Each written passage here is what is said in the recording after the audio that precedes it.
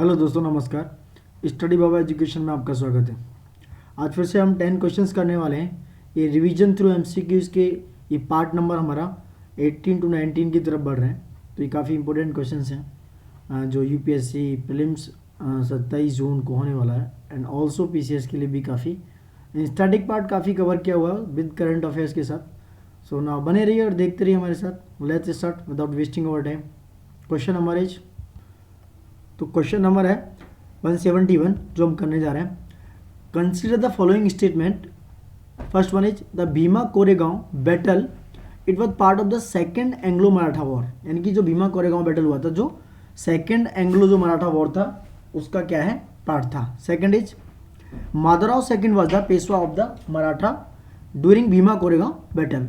जो माधवराव सेकेंड थे वो क्या थे, पेशवा थे इसके। ठीक है, तो विच स्टेटमेंट करेक्ट है रिगार्डिंग द भीमा कोरेगांव? तो फर्स्ट, सेकंड या फोर्थ या नीदर वन नीदर टू। तो आंसर गाइस ये नीदर वन और नॉट टू है इसका आंसर डी, बिकॉज ना तो ही पहला सही है और ना ही दूसरा सही है। बिकॉज मैं थोड़ा बताता हूँ about the Bhima Koregaon battle. A battle was fought in Bhima Koregaon, A district in Pune. ये पुणे में डिस्ट्रिक्ट है Bhima Koregaon, with a strong historical Dalit connections between the Peshwa force and the British on January 1 1818। यानी 1 जनवरी 1818 को ये किया गया था जो फाइट हुई थी पेशवा फोर्स और ब्रिटिश के साथ। सेकंड क्या, ब्रिटिश आर्मी जो है which compromise mainly of Dalit soldiers and for the upper caste dominated. यानी कि जो डोमिनेट करते पेशवा आर्मी, क्योंकि पेशवा ब्राह्मण थे, तो ये जो उसकी तरफ से जो ब्रिटिश आर्मी थी वो क्या करती थी, दलितों को मेनली शामिल कर लेते थे अपनी ब्रिटिश आर्मी में। और ये था भीरिकाओं का। तो आंसर ना तो डी है ना, सॉरी आंसर ना वन है ना फर्स्ट है। तो battle was part of the third Anglo Maratha war. यानी कि जो पार्ट था वो थर्ड एंग्लो मराठा वार का था, ना कि सेकंड। तो फर्स्ट इज रॉन्ग। और ऑप्शन जो है वो है मराठा जो है उसको पेशवा बाजीराव सेकंड थे, ना कि Madhavrao. Peshwa Bajirao second wills on their way to attack the company held Pune. उन्होंने 28,000 स्ट्रॉन्ग फोर्स को लेके, यानी मजबूत सिपाहियों को लेके आक्रमण किया था। तो answer is D, neither one not two. Second question regarding Mahad Satyagraha और चाबदार ताले सत्याग्रह वाज लेड बाई। ये कह रहे कि महद सत्याग्रह और ये चाबदार ताले सत्याग्रह जो हुआ था ये इंपॉर्टेंट है। देखो गाइस, ये हुआ था भीमाराव रामाजी अंबेडकर के काल में। यानी कि किसने किया, भीमाराव रामजी अंबेडकर। ये इससे रिलेटेड है। 20 मार्च 1927 को हुआ था, led by B R Ambedkar, Mahad Satyagraha और Chavdar Tale Satyagraha. That's all about Bhimrao Ramji Ambedkar. Next question guys, consider the following statement about Beti Bachao Beti Padhao scheme. It's very important. First one, it is a campaign of the government of India that aims to generate awareness and improve. Second is the efficiency of welfare services intent for girls in India. Second is the scheme was launched within initial funding of 1000 crore. जो initial funding है इसकी 1000 करोड़ थी. It is a central sector schemes with 100% financial assistance for district level component. यानी कि एक central sector scheme है जिसका जो फाइनेंशियल असिस्टेंस 100% क्या है, डिस्ट्रिक्ट लेवल को ही दिया जाएगा। Which give statement as correct regarding the Beti Bachao Beti Padhao scheme. तो देखो guys, first is right answer, because जो कैंपेन है गवर्नमेंट ऑफ इंडिया ने लॉन्च किया था is efficiency of welfare services internet for girls in India, that is right. Second is the scheme was launch within an initial funding not 1000 crore, it is 100 crore. तो this is 100 crore, तो second is wrong. And third is it is obvious है central sector scheme, that is right. तो answer is C, यानी कि C is the right answer about regarding the Beti Bachao Beti Padhao scheme. Next question guys, with reference to Pradhan Mantri Jan Arogya Yojana consider the following statement. First one is Pradhan Mantri Jan Arogya Yojana is the world's largest health insurance fully finance by the government. यानी कि सबसे बड़ी योजना है world की और पूरी तरह फाइनेंस है गवर्नमेंट द्वारा। और ये प्रोवाइड कराती है करीब 15 lakh per family per year for secondary and tertiary care hospitalisation के लिए। कि आपको सेकेंडरी और टर्सरी केयर का अगर हॉस्पिटलाइजेशन चाहिए, पब्लिक एंड प्राइवेट जो हॉस्पिटल्स हैं उसमें भी ये एप्लीकेबल है। It covers up to 3 days of pre hospitalisation and 15 days post hospitalisation. यानी कि ये जो है 3 दिन प्री हॉस्पिटलाइजेशन और 15 days पोस्ट हॉस्पिटलाइजेशन के लिए भी एप्लीकेबल। तो this is the regarding hospitalization expenses such as diagnostic and medicine. तो which statement correct regarding the Pradhan Mantri Jan Arogya योजना गाइस, देखो इसका की फीचर थोड़ा बता देता हूँ। प्रधानमंत्री Jan Arogya Yojana is the world's largest health insurance scheme है and it provide a cover 5 lakhs per family. तो guys first is right and third is also right, but that hospital across public and private impound hospitals of India, यानी कि जो empanelled hospitals हैं उनके लिए applicable है ही। और 10.7 crore poor and vulnerable entities families, यानी अप्रॉक्सीमेट अगर बात करें तो 50 करोड़ बेनिफिशरीज इसमें क्या हैं, रिलेटेड हैं। तो that is world's largest health insurance and it cover up to 3 days of pre hospitalisation and 15 days post hospitalization. तो third is right and first is right, तो आंसर इज सी, यानी कि first and third is right answer about this one. Consider the following statement regarding Sundarban, ये सुंदरबन के बारे में पूछ रहे हैं कि सुंदरबन के बारे में क्या सही है। तो first one is the Sundarban mangrove forest one of the largest such forest, it lies on the delta of the Ganges Brahmaputra and मेघना rivers on the bay of Bengal. Second is according to the census conducted for the year 2019 and 120 in 2019-20 the number of royal Bengal tigers in the Sundarban has increase, यानी कि जो royal Bengal tigers हैं वो क्या है, increase हुए हैं सुंदरबन में। एंड और ये जो एंटायर सुंदरबन है, जो मैंग्रोव फॉरेस्ट है, ये यूनेस्को वर्ल्ड हेरिटेज साइट है एक।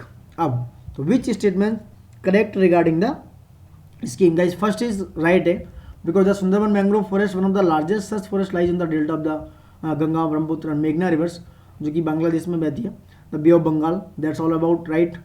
Second is also right because Bengal tigers Sundarban में इंक्रीज हुए हैं दैट्स टाइम, तो that is the right. Third is wrong answer because ये चार जो प्रोटेक्टेड एरिया हैं सुंदरबन और enlisted on UNESCO world heritage site, Sundarban national park और Sundarban west, Sundarban south and Sundarban east wild life sanctuary. So entire Sundarban not the UNESCO world heritage, sorry not in world heritage, sorry UNESCO world heritage site, so that is the right answer about first and second is the right answer. Next question regarding geological survey से है, consider the following statement about the geological survey of India. First one is it was established in 2006 as a premier organization in geological research and studies. Second, the activities of the ZSI यानी कि Geological Survey of India are coordinated by the Conservation and Survey Division in the Ministry of Environment and Forest Government of India. तो which statement regarding, sorry statement are correct regarding this one. तो देखो ZSI के बारे में सुन लो जरा। Geological Survey of India establish हुआ था 1961 में and it is a premier organisation in zoological research and studies and promote करता है survey exploration and research in the fauna in the regions and the activities of the ZSI are coordinated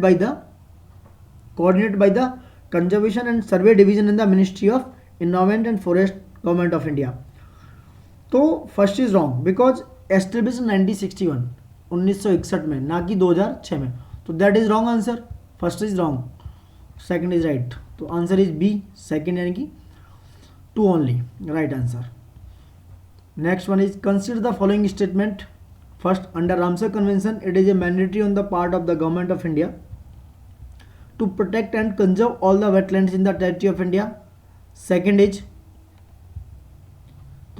is guys the wetland conservation and management rules 2010 यानी कि 2010 were framed by the government of India based on the recommendation of Ramsar Convention, यानी कि ये base है Ramsar convention के recommendations पे।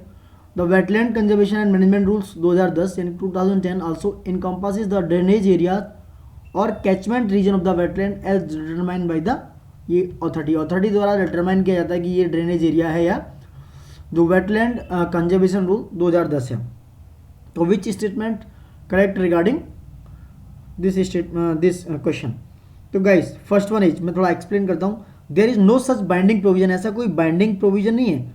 इससे contracting party to the Ramsar convention make a commitment like designate at least one site that meets the Ramsar criteria for inclusion in the list of wetland of international importance. Second, they promote the conservation and wide use of wetlands. So, and third, include wetland conservation within their national land use planning and so on. Third one is per the definition start under the rules. Wetland means an area or mass या fen या peatland or water includes all inland water such as lakes, reservoir, tanks, backwaters, lagoons, creeks, estuaries and man-made wetlands and the zone of direct influence on wetland, that is to say the drainage area or catchment region of the wetlands are determined by the authority, but not does not include main river channel, यानी कि वो main river channel को include नहीं करेगा on wetland, that is to से the drainage area of catchment region of the wetland, that is जैसे paddy field को भी नहीं करेगा एंड कोस्टल वेस्टलैंड को भी नहीं करेगा, and not based on the recommendation of Ramsar commission. जो सेकंड है कि इज द बेस्ड ऑन, तो सेकंड इज रॉन्ग, तो guys second is wrong and first is wrong, तो आंसर इज 3, यानी कि C the wetland conservation management rule is answer is 3, यानी कि C is the right answer regarding the Ramsar. इस बार थोड़ा सा ये क्वेश्चन इंपोर्टेंट होता है। Next, with reference to Sundarban consider the following statement. First one is the 5 protected area in the Sundarban are enlisted as UNESCO world heritage site, अभी थोड़ा पहले ही डिस्कस किया है। It is the largest single block of tidal halophytic mangroves forest in the world, यानी कि जो largest single block है टाइडल हेलोफाइटिक मैंग्रोव्स का। तो which statement is correct regarding the this one, तो दिस इज द, देखो तो first is wrong because अभी बताया था मैंने 5 नहीं 4 एरियाज हैं।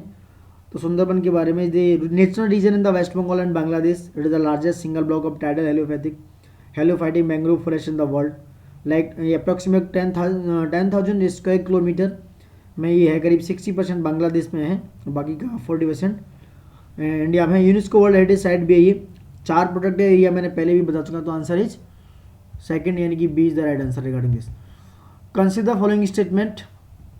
First one is Bodos are the single largest tribal community in Nagaland, यानी कि जो बोडोज है वो लार्जेस्ट ट्राइबल कम्युनिटी है नागालैंड में।